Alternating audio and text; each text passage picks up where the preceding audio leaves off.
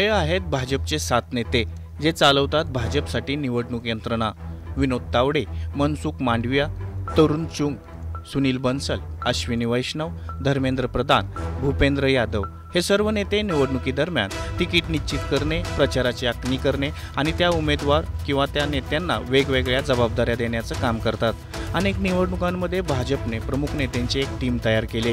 ही team निवडणुकीचं सर्व कामकाज पाहते। सरचिटणीस आणि केंद्रीय मंत्र्यांमधून निवडलेले हे नेते भाजपमध्ये महत्त्वाची भूमिका बजावतात।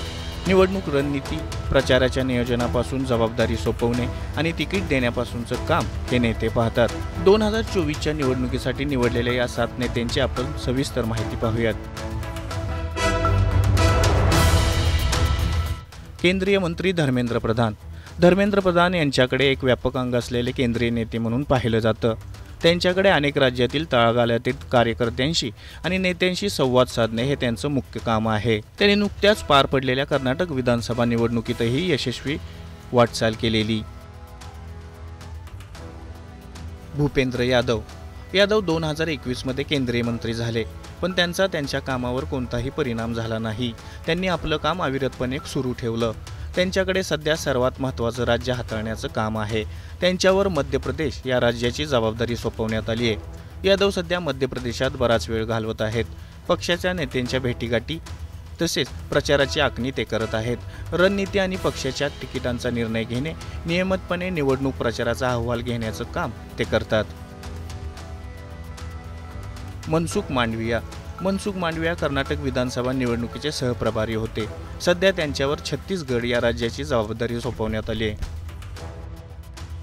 अश्विनी वैष्णव केंद्रीय मंत्री वैष्णव भाजपच्या निवडणूक व्यवस्थापन संघात नवीन आहेत। ते भूपेंद्र यादवांना मदत करतात।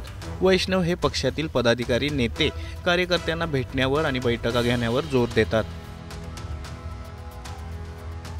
मुख्य सरचिटणीस सुनील बंसल RSS प्रचारक उत्तर प्रदेशमधील भाजपच्या यशाचे श्रेय बंसल यांना जातं। बंसल यांनीच उत्तर प्रदेशमध्ये पक्षाची संघटनात्मक ताकद वाढवली आणि सलग 2 वेळा विधानसभा निवडणुकीत भाजपाला यश मिळालं। त्यांच्याकडे सचिव, राष्ट्रीय सरचिटणीस या महत्त्वाच्या जबाबदाऱ्या आहेत। तसेच पश्चिम बंगाल, तेलंगणा आणि ओडिशा या राज्यांचा कारभार आहे। देशभरात पार्टी कॉल सेंटर स्थापन करणाऱ्या टीममधील ते एक सदस्य आहेत। 2024च्या लोकसभा निवडणुकीसाठी त्यांच्यावर मेरी माती मेरा देश या उपक्रमाची देखरेख करण्याची जबाबदारी देखील आहे। तरुण चुग RSS विचारवंत चुग यांनी भाजप पंजाबमध्ये वेगवेगळ्या जबाबदाऱ्या हाताळण्यास सुरुवात केली। ते तेलंगणा, जम्मू आणि काश्मीरचे प्रभारी सरचिटणीस आहेत। देशभरातील पंतप्रधानांच्या कार्यक्रमाची आणि रॅलींची जबाबदारी चुंग यांच्यावर आहे।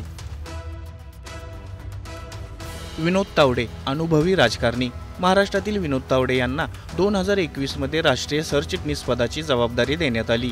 त्यापूर्वी त्यांनी विरोधी पक्षनेते ते राज्यमंत्री अशा वेगवेगळ्या भूमिका बजावल्या आहेत।